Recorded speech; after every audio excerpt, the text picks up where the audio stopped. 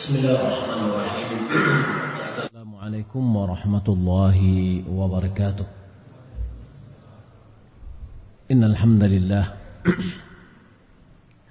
nahmaduhu wa nasta'inuhu wa nastaghfiruh wa na'udzu billahi min shururi anfusina wa min sayyiati a'malina. May yahdihillahu fala mudilla lahu wa may yudlil fala hadiya lahu. وأشهد أن لا إله إلا الله وحده لا شريك له وأشهد أن محمدا عبده ورسوله اللهم صل وسلم على نبينا محمد وعلى آله وصحبه أجمعين أما بعد. Kaum muslimin dan muslimat rahimani wa rahimakumullah, alhamdulillah, segala puji bagi Allah yang selalu memberikan taufik dan hidayahnya. Kalaulah tidak dengan taufik dan hidayah Allah, mungkin kita tidak bisa berkumpul di masjid ini. Salat bersalam semoga dan anugerah kepada Allah Subhanahu wa taala kepada Nabi kita Muhammad sallallahu alaihi wasallam. Allahumma shalli ala Muhammad wa ala ali Muhammad. Kaum muslimin dan muslimat yang dimuliakan oleh Allah Subhanahu wa taala, topik atau tema kajian kita malam ini adalah wakaf produktif. Apa itu wakaf? Wakaf adalah tahbisul asli wa tasbilul manfa'ah. Wakaf itu adalah menahan pokok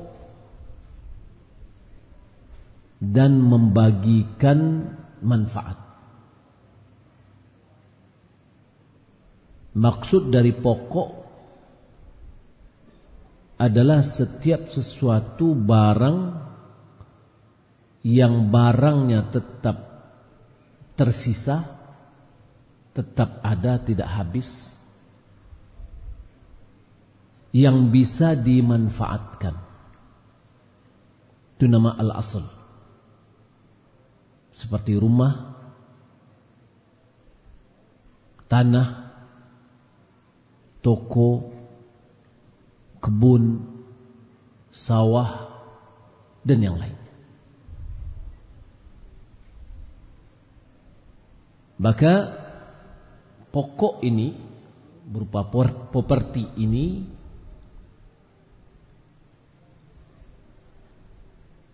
ditahan, yakni ditetapkan bahwasanya dia tidak boleh dijual, tidak boleh diwariskan, tidak boleh digadaikan, dan tidak boleh dibagi-bagi.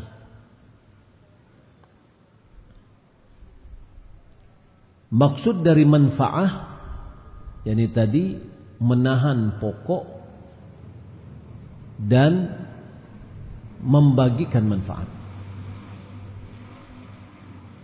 Maksud dari manfaat adalah manfaat yang dihasilkan berupa mungkin buah, bisa juga dengan upah atau sewa, atau manfaat yang bisa digunakan. Misalkan toko apabila diwakafkan, lalu toko ini disewakan kepada orang lain, maka toko itu memberikan hasil. Maka hasilnya itulah yang dibagikan, itulah namanya manfaat. Kebun, ada di situ pohon kelapa atau pohon sawit, dan dia berbuah. Kalau kelapa, buahnya bisa dibagi-bagi ke orang miskin. Sawah, yang ditanam dengan padi, sawahnya tetap, padinya itulah dari hasil atau manfaat, maka padinya bisa dibagi-bagi kepada yang mauquf alaih. Rumah, apa manfaat yang bisa diambil? Adalah penempatan tempat itu. Itu bisa menjadi manfaat. Bapak Ibu dirahmati Allah Subhanahu wa taala. Wakaf ini hukumnya adalah sebuah pendekatan diri yang dianjurkan di dalam Islam. Dalil dalam hal ini adalah sunnah yang sahihah. Di dalam sahihain bahwasanya Umar bin Khattab radhiyallahu ta'ala dia berkata kepada Rasulullah sallallahu alaihi wasallam, "Ya Rasulullah, inni asabtu malan bi Khaybar." Ya Rasulullah, saya mendapatkan sebuah harta di Khaybar. Lam usib qat malan anfasa indi minhu. Aku tidak pernah mendapatkan sebuah harta yang lebih berharga menurutku daripada itu. Itu adalah harta yang baik sekali, harta yang berharga. Fama ta'muruni, apa yang engkau perintahkan kepadaku untuk memperlakukan harta ini? Qal in syi'ta habasta aslaha wa tasaddaqta biha. Jika engkau mau, engkau tahan asalnya, pokoknya, dan engkau bersedekah dengan manfaatnya. Ghaira annahu la yuba' asluha wa la yuhab wala yuwarrath. Hanya saja pokoknya tadi, yakni kalau tadi tanah berarti tanahnya tidak bisa dijual, tidak bisa dihadiahkan atau hibahkan, tidak bisa diwariskan. Artinya dia tidak bisa dimiliki oleh ahli warisnya. Tidak bisa dijual, berarti juga tidak boleh atau tidak bisa digadaikan. Karena gadai itu sebenarnya adalah boroh, rahan. Rahan itu salah satu asal atau syarat sah rahan itu adalah barangnya bisa dijual.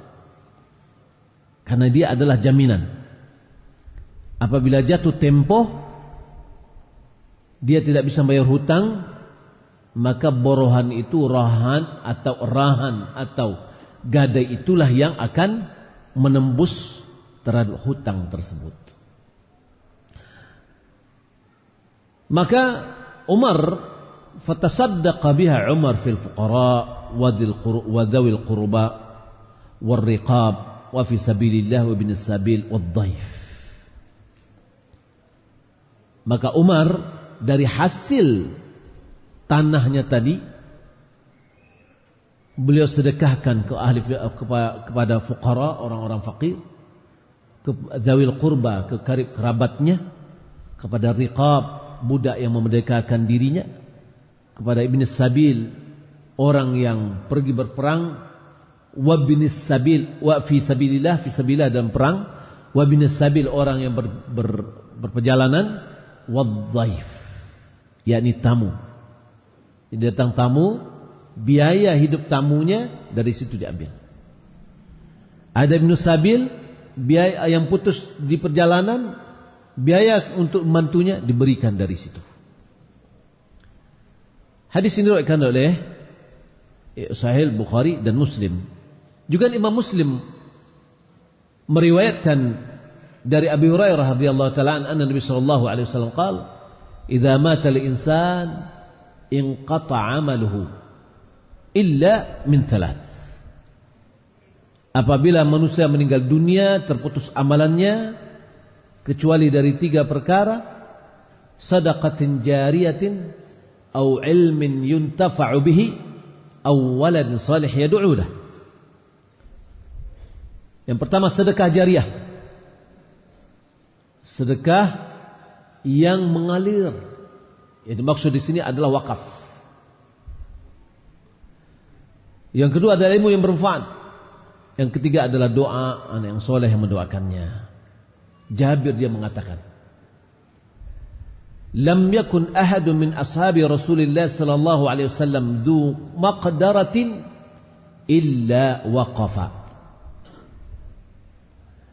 Tidak pernah ada seorang pun dari sahabat Rasulullah sallallahu alaihi wasallam yang dia adalah memiliki kemampuan kecuali dia berwakaf. Berarti wakaf ini sesuatu yang sudah marak dilakukan oleh para sahabat. Al-Qurtubi dia mengatakan wala khilafa bainal a'immati fi tahbisil qanatir wal masajid khasatan wa ikhtalafu fi ghairi dzalik.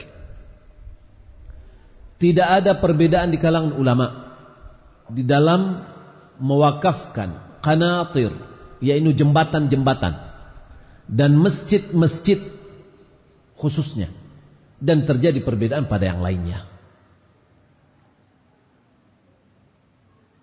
Disyaratkan bagi orang yang berwakaf adalah orang yang sudah boleh melakukan tindakan derma terhadap hartanya. Dia adalah boleh melakukan tindakan terhadap hartanya. Maka diharuskan dia seorang baligh yang merdeka, yang berakal sehat, yang mengerti tentang nilainya sebuah harta. Fala yasih, tidaklah sah wakaf dari anak kecil, dari orang yang safih, yakni bodoh, dan mamluk, dari seorang budak. Safih ini adalah orang yang tidak tepat memakai harta. Ya, bukan andie menurut kita bodoh, betul-betul bodoh, tidak. Kadang ada anak-anak yang belum bisa mengendalikan hartanya, sehingga dia bisa boleh jadi harta yang berharga dia anggap itu tidak harta yang berharga. Ya, maka diperlukan adalah rusyid. Maka dalam hal ini Bapak Ibu dimuliakan Allah Subhanahu wa taala, wakaf terbagi kepada 2. Wakaf dzurri, wakaf khairi. Wakaf dzurri adalah seorang yang berwakaf untuk keturunan dia. Misalkan dia punya kebun, dia katakan ini adalah wakaf untuk saya bersedekah untuk anak-anak saya. Ya, maka itu semua yang dikatakan, yang ditunjuknya dari harta dia sebagai wakaf durri, yaitu itu adalah untuk anak-anaknya, dan pemanfaatnya adalah untuk anak-anak yang semua, baik anak-anaknya laki-laki maupun anak-anak yang perempuan, baik itu keturunan sampai ke bawah, baik itu dari keturunan laki-laki maupun keturunan perempuan. Maka itu namanya wakaf keluarga. Yang kedua adalah wakaf khairi. Wakaf khairi ini adalah wakaf untuk sosial yang bersifat umum, tidak hanya terfokus pada keluarganya saja. Wakaf keluarga tadi itu tidak boleh dibagi-bagi, ya, tidak boleh dibagi menurut parwi, tidak boleh dibagi untuk siapa tertentu, tidak. Maka dibagilah secara merata manfaatnya. Asalnya, yakni pokok dari wakaf itu yaitu hartanya, yaitu tanah, maka itu tidak boleh dibagi-bagi. Yang dibagi itu adalah hasilnya. Kalau seandainya dia punya 1 hektar sawah lalu dikelola, maka hasil dari sawah itulah yang akan dibagikan. Atau misalkan dia mewakafkan rumah gadang diwakafkan untuk keluarganya, maka itu menjadi tempat singgah seluruh dari anak cucunya. Ya, dan itu tidak boleh dibagi-bagi sampai kapanpun. Kaum muslimin dan muslimat yang dimuliakan oleh Allah Subhanahu wa taala. Kita lihat namuzat atau contoh dari wakaf para sahabat. Abu Bakar Siddiq radhiyallahu taala an, diriwayatkan dari beliau bahwasanya beliau mewakafkan habasa ruba'an lahu kanat bi Makkah wa tarakaha. Dia mewakafkan, menahan 1 rumah di Mekah yang dia tinggalkan. Fala yu'lam annahu warathat anhu walakin yaskunuha man hadara min waladihi wa waladi waladihi wa naslihi bi Makkah wa lam yatawarathuha. Lalu tidak diketahui bahwasanya itu adalah diwariskan, dan akan tapi tempat itu ditempati oleh siapapun yang hadir atau singgah dari anaknya, anak-anaknya, dari keturunannya. Apabila dia datang ke Mekah, dia singgah dan tinggal di sebuah sana, dan tidak diwariskan. Maksud tidak diwariskan, tidak dibagi-bagi, ya, maka menjadi itu milik umum dari keluarganya.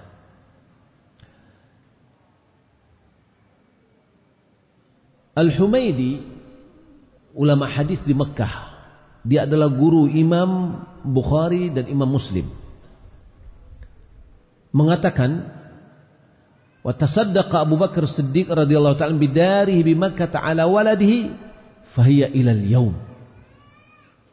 Ya, Abu Bakar bersedekah dengan sebuah rumah di Mekah untuk anaknya atau terhadap anaknya, dan dia sampai sekarang masih ada.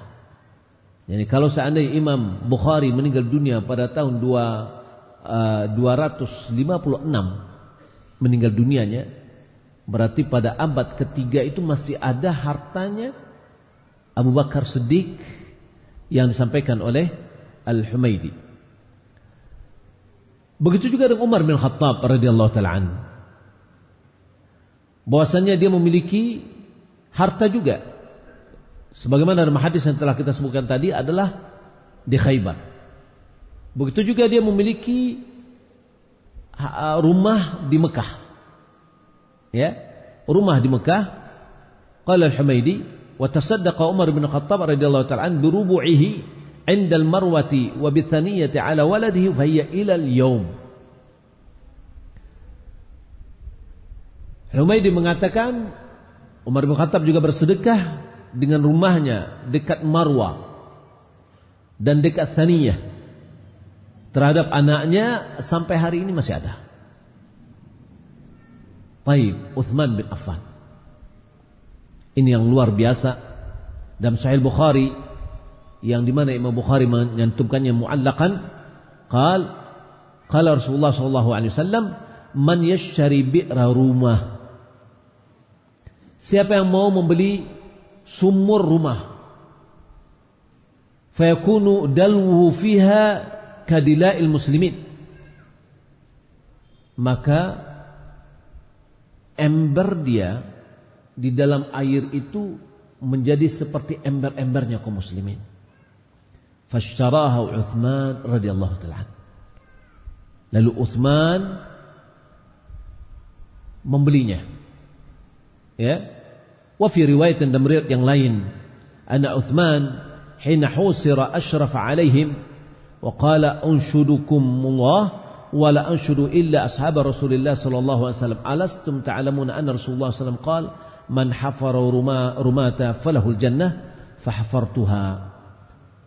Bahwasanya Uthman bin Affan ketika tertahan, ya, dan lalu Uthman ketika Nabi SAW mengatakan kepada para sahabat, siapa yang mau menggali sumur rumah ini, maka dia akan mendapatkan surga. Lalu Utsman mengatakan, fahafartuha, lalu aku pun menggalinya. Bapak Ibu belakang Allah Subhanahu wa taala, sumur Utsman itu sekarang masih ada di Madinah. Ya, tidak jauh dari kampus UIM. Itu sekarang dinamakan dengan Hai Azhari kalau tidak salah. Dekat situ rumahnya Syekh Muhammad bin Hadi Al-Madkhali, guru kami. Nah, di situ bi'r tadi atau sumur tadi sampai sekarang masih ada. Sampai sekarang masih berguna. Masih dimanfaatkan airnya. Nah, kalau kita lihat umur kita berapa? Berapa umur kita? Kata Nabi SAW, inna amar ummati baina sittin wa sab'in wa qalilun man yajudhu dhalik. Umur umatku antara 60 dengan 70. Sedikit orang yang melewati dari itu. Bapak Ibu yang sudah berumur 70 ke atas berarti beliau adalah orang-orang yang terpilih. Sedikit. Coba lihat ke belakang lagi, dari kawan-kawannya dulu mungkin sudah banyak yang meninggal dunia. Nah, kalau umur kita terbatas, sementara amalan kita pada umumnya adalah terkait dengan tubuh kita. Idza matal insan inqata 'amaluhu illa min thalath. Apabila meninggal dunia manusia akan terputus amalannya kecuali dari 3 perkara, di antaranya adalah sedekah jariyah. Jika kita ingin mendapatkan pahala terus menerus yang tidak terputus, maka berwakaflah. Mungkin di antara kita banyak punya harta, banyak punya tanah. Ya. Tanah itu tidak bisa kita bawa dalam kuburan kita. Rumah tidak bisa kita bawa ke kuburan kita. Kapan bisa kita bawa? Apabila kita wakafkan. Orang membuat rumah bisa mungkin miliaran. 1, 2, 3, 4 miliar. Bisakah dia membuat rumah di surga kurang dari itu? Bisa. 50 juta bisa. Man bana lillahi masjidan banallahu lahu mithlahu baitan fil jannah. Siapa membangun sebuah masjid, sebuah rumah bagi Allah, maka Allah akan membangunkan baginya sepertinya sebuah rumah di surga. Maka siapa yang membangun masjid, berarti dia sudah membangun rumahnya untuk di surga. Bapak Ibu belakang Allah Subhanahu wa taala, itu adalah wakaf. Nah, apa wakaf produktif? Wakaf produktif adalah wakaf yang bisa kita kembangkan. Pada umumnya alhamdulillah kalau kita lihat luar biasa ketika kita membahas tentang wakaf, itu wakaf sangat banyak sekali. Akan tetapi banyak wakaf itu yang tidur. Kenapa? Karena yang pertama, nazir wakafnya kurang amanah. Kurang mengetahui bagaimana cara pengelolaan terhadap wakaf itu. Maka oleh karena itu BWI, Badan Wakaf Indonesia, sekarang itu sudah memarakkan nazir wakaf bersertifikat. Dan ini kalau bisa badan-badan wakaf atau yayasan-yayasan mengikuti program itu. Karena pada suatu saat nantinya wakaf itu tidak boleh diberikan kecuali kepada nazir yang sudah bersertifikat. Ya. Untuk apa gunanya? Untuk menjamin wakaf itu memang sesuai dengan apa yang diniatkan oleh pewakif.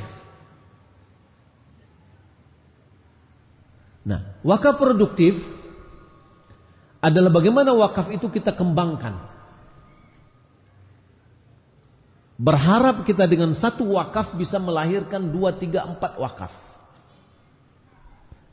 Dan ini yang dilakukan oleh salah seorang milioner Arab Saudi, yaitu Syekh Abdurrahman Ar-Rajihi. Ya, mereka ada tiga bersaudara yang memiliki bank Islam Ar-Rajhi itu. Saya mendapatkan informasi bahwasanya beliau yang masih hidup sekarang ini, beliau mewakafkan harta yang beliau miliki itu sudah dibagi kepada anak-anaknya semua, dan beliau juga mewakafkan. Nilai wakafnya pada saat dia mewakaf itu kurang lebih 40 miliar rial. Ya, hampir senilai dengan 160 triliun lah. Ya. Dia mengatakan dia berharap bagaimana ketika dia meninggal dunia nanti nilai wakafnya itu sudah 100 miliar rial. Ya, ini kurang lebih 4.000 triliun. Ya. Bagaimana yang dia kembangkan? Dia memiliki lebih dari 200 pegawai khusus mengurus wakafnya, yang digaji dari hasil wakafnya. Beliau memiliki properti yang banyak, hotel, gedung, yang gedung itu disewakan. Hasil sewaannya ada yang separuh mungkin separuhnya untuk pengembangannya, yang separuh lagi untuk dibagikan, membangun masjid di mana-mana, markas Islami di mana-mana di dunia. Dari hasil itu, ya, jadi dia membuat mesin uang dari wakafnya tadi. Di samping memberikan manfaat khairi sosial kepada yang lain, juga dikembangkan untuk peningkatan terhadap wakaf itu sendiri. Maka di dalam BWI aturan ada namanya wakaf uang, dan ada juga wakaf melalui uang. Apa yang diberikan diumumkan oleh pengurus masjid, misalkan kita sekarang lagi membangun, ya, bagian dari masjid, yaitu rumah imam dan kantor, itu wakaf. Uang yang kita keluarkan itu berupa wakaf melalui uang namanya. Ya, uang yang kita kasihkan. Atau misalkan sebuah yayasan lagi mengajak kaum muslimin untuk membebaskan tanah pendidikan. Ya, maka kita berikan uang untuk membeli 1 meter, 2 meter, 3 meter dan seterusnya. Itu sebenarnya yang kita berikan itu adalah wakaf melalui uang. Yang kita kasihkan uang, tapi direalisasikan nanti menjadi tanah. Ya, kemudian itulah yang akan menjadi tidak bisa diwariskan, tidak bisa dijual. Ya, maka yayasan harus menjadikannya itu adalah sebagai bentuk sertifikat wakaf. Atau dalam bentuk barang yang kita kasihkan, semen dan yang lainnya, itu juga adalah bentuk dalam wakaf. Bapak Ibu bilang, kalau Allah Subhanahu wa taala, akankah uang yang kita berikan itu hilang begitu saja, sia-sia? Tidak. Ketika kita berwakaf, ketika kita bersedekah, ketika kita mengeluarkan uang, kita sebenarnya adalah meminjamkan kepada Allah. Itu namanya qard. Apa itu qard? Qard itu adalah qat'u juz'in min malin. Memisahkan sebagian dari harta untuk diberikan kepada seseorang agar bisa bermanfaat untuknya dan mengembalikan gantinya. Ya, mengembalikan nilainya, gantinya. Uang yang kita kasihkan, misalkan 10 juta. Bukan kertas itu juga kembali kepada kita, tapi nilai yang 10 juta kembali kepada kita. Qard atau pinjaman yang seperti ini, atau bisa juga dikatakan dengan hutang, ini tidak boleh beranak.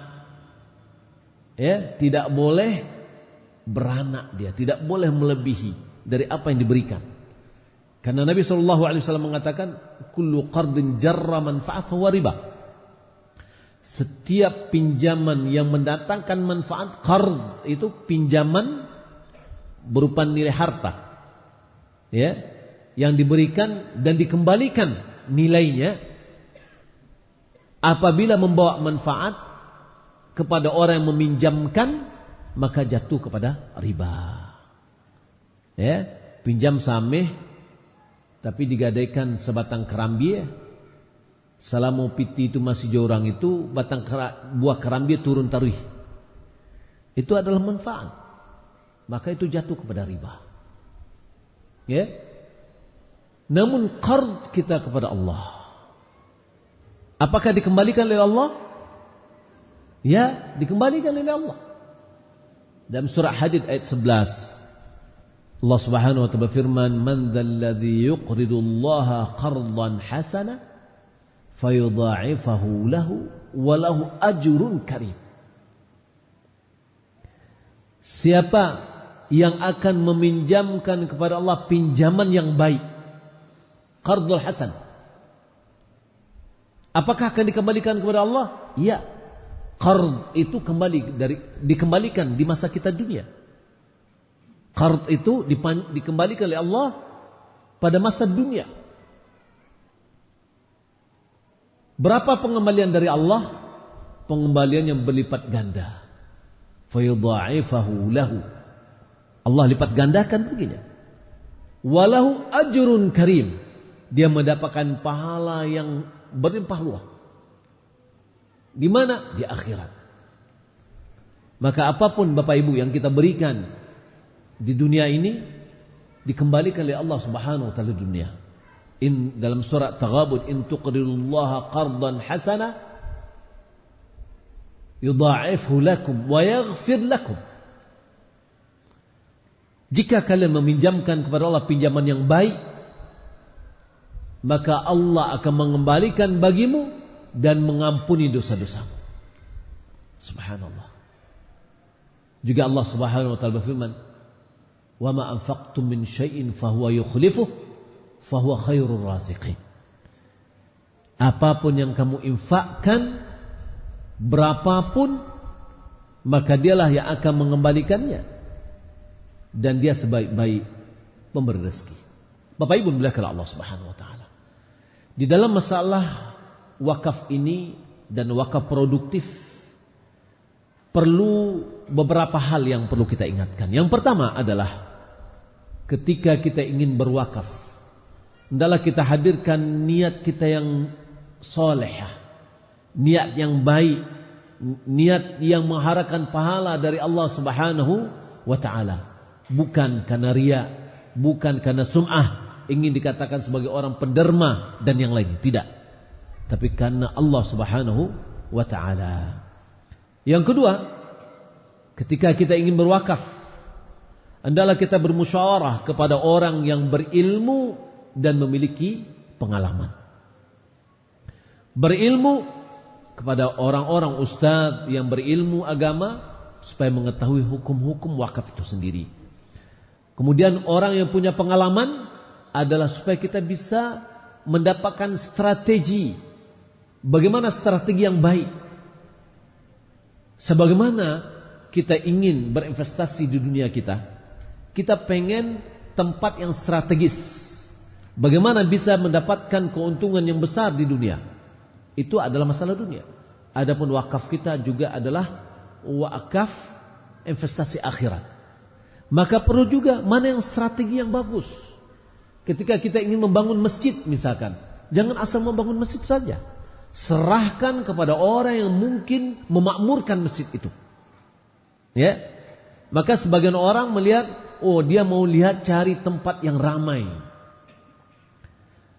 Kalau seandainya dia ingin membangun sekolah atau memberikan tanah kepada orang untuk dibangunkan sekolah, cari sekolah yang lebih baik.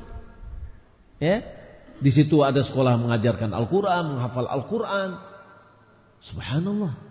Ketika kita memberikan harta kita untuk diwakafkan untuk guna itu, manfaatnya sangat besar, dan ini adalah strategi kita mendapatkan pahala yang besar. Maka perlu kita bertanya kepada ahli ilmi dan orang yang berpengalaman. Kemudian ketika kita berwakaf, hendaklah kita pilihkan dalam wakaf kita adalah harta yang terbaik. harta yang paling berharga sebagaimana yang dilakukan oleh Umar bin Khattab. Ya, saya tidak mendapatkan harta yang paling berharga menurutku daripada harta tersebut. Nah, memberikan harta yang terbaik ini adalah bukti kejujuran iman kita. Sedekah, kata Nabi SAW, as-sadaqatu burhan. Sedekah itu adalah burhan, bukti kejujuran. Kenapa namakan sedekah itu sedekah? Juga karena kejujuran kita. Bukti kejujuran keimanan yang kita miliki. Dan Allah Subhanahu wa taala berfirman, "Lan tanalul birra hatta tunfiqu mimma tuhibbun." Ketika kita punya kebun yang kita sukai, kita senang, harta yang kita senangi, tempat yang strategis, ya, tepi jalan, harganya mahal, tapi kita berikan untuk membangun masjid. Subhanallah. Yang masjid itu akan ditempati atau didatangi oleh orang-orang yang banyak. Tapi jangan berikan tanah yang paling ujung, yang enggak didatangi oleh orang, yang enggak akan dijual, enggak laku. Jangan. Ya. Misalkan kita punya tanah nih. Lalu tanah paling belakang ada jurang. Sudah, ini aja kita wakafkan bikin masjid. Jangan. Ya, berikan yang terdepan, yang terbaik, agar kita mendapatkan kebajikan dari Allah Subhanahu wa taala. Karena menginfakkan harta yang dicintai ini betul-betul merupakan bentuk kejujuran terhadap keimanan kita miliki. Kemudian di dalam kita berwakaf perlu kita perhatikan kebutuhan masyarakat. Mana yang dia perlukan. Masjid sudah banyak, tapi perlu kita bangun sekolah.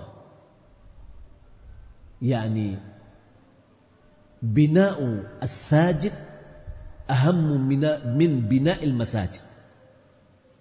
Ya, membangun orang yang sujud lebih penting daripada membangun tempat sujud. Masjid sudah banyak, tapi yang sujud di situ sedikit. Bagaimana kita bisa memarakkan markas-markas kajian atau sekolah-sekolah? Inilah tempat-tempat kita akan membangun orang-orang yang akan sujud. Ya, maka perlu kita memarakkan. Jika seandainya kita mendengar adanya pembebasan tanah untuk pembangunan pondok pesantren, ayo bergegas kita. 1 meter, mungkin 1.100.000 atau 2 juta atau 500 atau 100, ya, untuk diri kita, untuk ayah kita yang sudah meninggal dunia, untuk ibu kita yang sudah meninggal dunia, yang mungkin dahulu dengan faktor ekonomi mereka belum pernah berpikir untuk berwakaf. Saatnya sekarang kita ini berwakaf untuk mereka. Sebagaimana dalam hadis Ubadah bin Samit yang dikeluarkan oleh Imam Bukhari, bahwasanya Ubadah bin Samit mengatakan, ibuku meninggal dunia dan aku tidak hadir di hadapannya. Apakah bermanfaat jika aku bersedekah? Kata Nabi, iya. Lalu Ubadah bin Samit, dia memiliki kebun di depan masjid, ya. Katanya, kebunku yang subur itu adalah wakaf untuk ibuku. Ya, ini menunjukkan bahwa wakaf untuk yang sudah meninggal dunia juga bermanfaat untuk mereka. Maka saatnya kita melihat waktu, melihat tempat, melihat manfaat yang akan didapatkan. Perlu kita ingat Bapak Ibu, salah satu faktor dilipat gandakannya pahala kita ada 5. Salah satunya adalah manfaat. Semakin besar manfaat, semakin besar pahala yang akan kita dapatkan. Maka bersedekah dengan harta ini manfaatnya sangat besar sekali. Dalam hal itu juga kita hendaklah memilih dan memilah kemana kita memberi, ya, agar betul-betul semakin bermanfaat, menguntungkan investasi akhirat kita.